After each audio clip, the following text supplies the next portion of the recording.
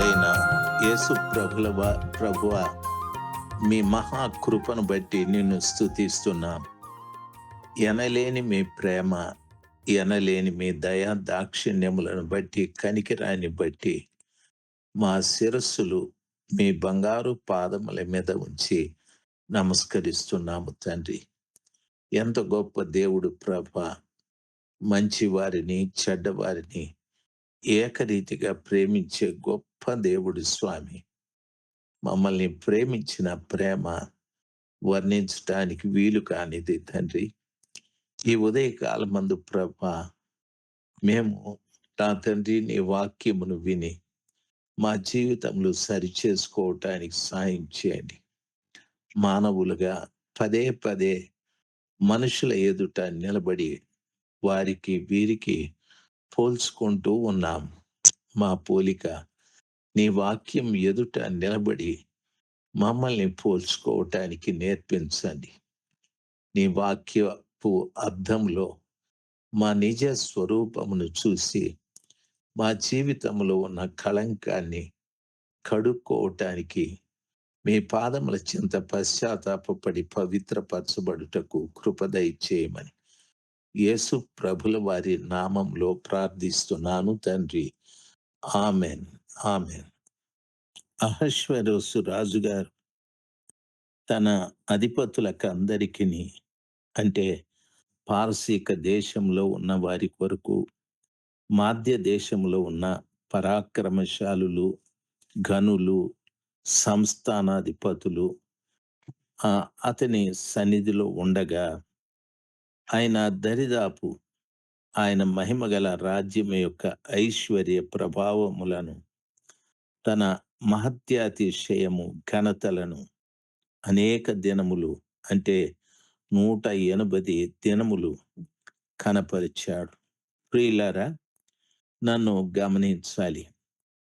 ఈ రాజుగారు మాధ్య దేశము యొక్కయు, పారసీక దేశము యొక్కయు పరాక్రమశాలులు, ఘనులు, సంస్థానాధిపతులు అందరినీ కూడా తన సన్నిధిలో ఉంటే, తన మహిమ, రాజ్య ఐశ్వర్య ప్రభావములు, మహత్యాతిశయములు, ఘనతలు ఆయన 180 దినములు కనపరిచాడు.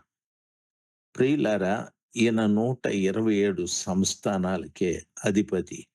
అయితే మనము నమ్ముకున్న రాజు అయిన యేసు ప్రభుల వారు ఎన్ని సంస్థానాలకు, అంటే ప్రపంచానికే ఆయన రాజు. యేసు ప్రభుల వారిని గూర్చి పరిశుద్ధ గ్రంథమైన బైబిల్ సెలవిస్తాది. ఆయన రాజులకు రాజు, ప్రభులకు ప్రభువు, వైద్యులకు పరమ వైద్యుడు, భూపతులకు అధిపతి, జీవులకు అంతిమ న్యాయాధిపతి అని ఆయన రాజులకు రాజు. ప్రపంచంలో ఉన్న రాజులందరికీ ఆయన రాజయ్యి ఉన్నాడు. ప్రపంచ దేశాలన్నీ కూడా ఆయన ఎదుట శిరస్సు వంచవలసిందే. ప్రపంచ దేశాల్లో ఉన్న ప్రతి వారు కూడా ఆయన ఎదుట మోకరించాల్సిందే. దేవుని యొక్క వాక్యం ఈ రీతిగా సెలవిస్తాది. ప్రతి పెదవి ఆయనను స్తుతించాలి, ప్రతి మోకాలు ఆయన పేరట మోకరించాలని. కాబట్టి మోకాలున్న ప్రతి వారు కూడా ఆ ప్రభుల వారి ఎదుట మోకరించాల్సిందే. ఎందుకంటే ఆయన ఘనత, ఆయన ప్రభావం, ఆయన మహిమ, ఆయన ప్రభావ మహాత్మ్యము ఎన్నో చెప్పగలం. అంత గొప్ప ఆ కృపగల దేవుని ఎదుట మనమందరం కూడా మోకరించవలసిన వారమే. ఈ రాజుగారు పారసీక దేశము, మాధ్య దేశములో ఉన్నటువంటి అధిపతులను, అంటే ఆయన పరాక్రమశాలులను, ఘనులను, సంస్థానాధిపతులను ఆయన పిలిపించుకొని దరిదాపు 180 దినాలు వారికి మహిమను చూపెట్టాడు. రాజ్యం యొక్క మహిమ, ఐశ్వర్యము, వీటన్నింటిని కూడా చూపెట్టాడు. అయితే ఆ కృప కలిగిన దేవుడు మనల్ని మధ్య ఆకాశంలోకి పిలుచుకుంటాడు. ఈయన హిందూ దేశం మొదలుకొని కూషు దేశం వరకు ఉన్నటువంటి ఆ మాధ్య దేశము, పారసీక దేశము, వాటికి సంబంధించిన పరాక్రమశాలులు, గనులు, సంస్థానాధిపతుల్ని పిలుచుకున్నాడు. నా ప్రభుల వారు ప్రపంచంలో ఆయనకు గనులెవరో తెలుసా? ప్రియులారా, ఆయన ఆయనను ఎవరు ఘనపరుస్తూ భూమి మీద బ్రతుకుతారో వారిని ఆయన ఘనపరుస్తాడు. వారిని ఆయన ఘనులు అని పిలుస్తాడు. ఆయన సంస్థానాధిపతులు అంటే దాని అర్థం ఏమిటో తెలుసా?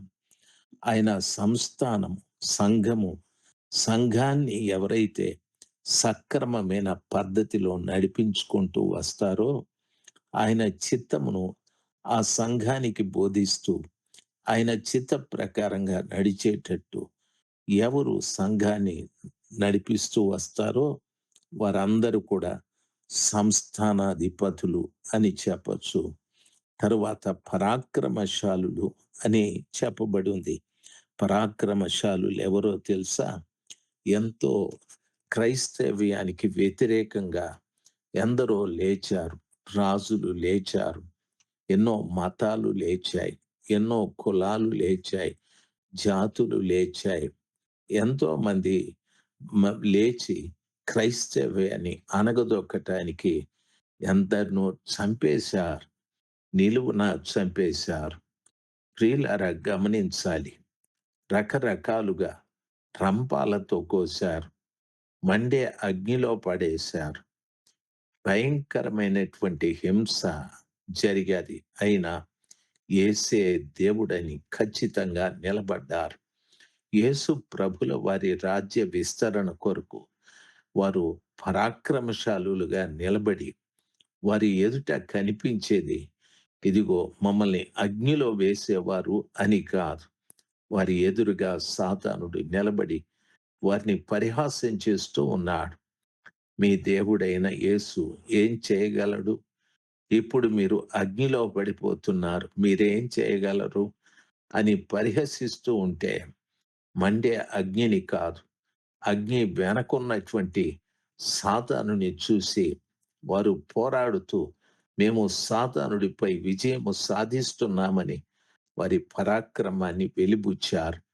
ప్రియులారా, ఇలాగ ఎందరో మణిపూర్ ప్రాంతంలో, ఎందరో అస్సాం ప్రాంతంలో, ఎందరో ఈ రీతిగా రాయగఢ్ చాలా ప్రాంతాలలో ఎంతో మంది దైవ సేవకుల్ని చంపేశారు. దైవ సేవకుల కుటుంబాలని పాడు చేశారు. చర్చెస్ని పడగొట్టేశారు. నానా బీభత్సం చేశారు. ఈ బిడ్డలందరూ పరాక్రమశాలులు. దేవుని పిల్లలు గమనించవలసిన విషయం, ఆ రోజున కృపగల దేవుడు ఈ పరాక్రమశాలులను, సంస్థానాధిపతులను, సంఘాలను జాగ్రత్తగా దేవుని చక్కటి ఉపదేశాన్ని చెబుతూ ఆ సంఘాలను కాపాడేటటువంటి సంస్థానాధిపతులను, తరువాత పరాక్రమశాలులు, సంస్థానాధిపతులు, గనులు ఆయన్ని ఎవరైతే ఘనపరుస్తూ జీవించారో ఆ ఘనులందరికీ ఆయన మధ్య ఆకాశంలో గొప్ప విందు చేయబోతూ ఉన్నాడు.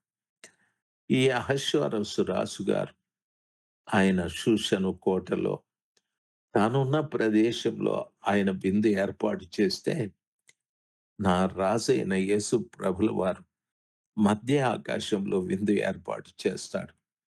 నీవు ఘనుడివా, పరాక్రమశాలివా, లేక సంస్థానాధిపతివా? ఒకవేళ దేవుడు నీకు సంఘాలు అప్పగించి ఉంటే ఆ సంఘాలను ఎలాగ నడిపిస్తున్నావో ఒక్కసారి ఆలోచన చేయి. ఒకవేళ దేవుడు నిన్ను ఘనపరిచి ఉంటే ఆయన్ను నువ్వు ఘనపరిచే విషయంలో ఏ రీతిగా ఆయన్ను నువ్వు ఘనపరుస్తున్నావో ఆలోచన చేయి. ఒకవేళ నువ్వు పరాక్రమశాలి, ప్రభువు కొరకు ఏదైనా నువ్వు ఎదుర్కొనవలసి వస్తే దానిలో ధైర్యంగా నిలబడే ఆ పరాక్రమం నీలో ఉందా ఆలోచన చేయి. ఈ రీతిగా ప్రతి వారు గమనించాలి. ఈ మధ్యన చాలా మంది చెప్తూ ఉన్నారు, క్రైస్తవులకు ఓటు హక్కు లేదు అని. దయచేసి గమనించాలి. క్రైస్తవులు పరాదేశము నుండి వచ్చిన వాళ్ళు. వారికి ఈ దేశంలో స్వాతంత్రత లేదు. ఈ దేశపు హక్కులు వారికేమీ చెందవు అని రకరకాలు మాట్లాడుతూ ఉన్నారు. అయితే అక్కడ నీ పరాక్రమాన్ని చూపెట్టే బిడ్డగా నువ్వు ఉండాలి. దేవుని పిల్లలం. దేవుని కొరకు పరాక్రమమైన జీవితాన్ని జీవిస్తే ఒక్క రోజున ఆయన విందులో నువ్వు నిలబడటానికి ప్రభుల వారు సహాయం చేస్తారు. నా మాటలు మీకు అర్థమయ్యాయనుకుంటాను.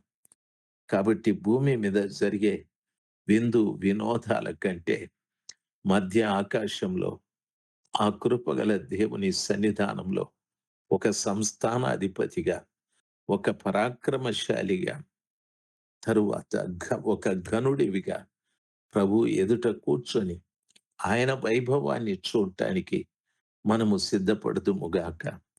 దేవుడు ఆ గొప్ప జ్ఞానమును, కృపను మీకు దయచేయనుగాక. ఆమేన్. ఆమేన్.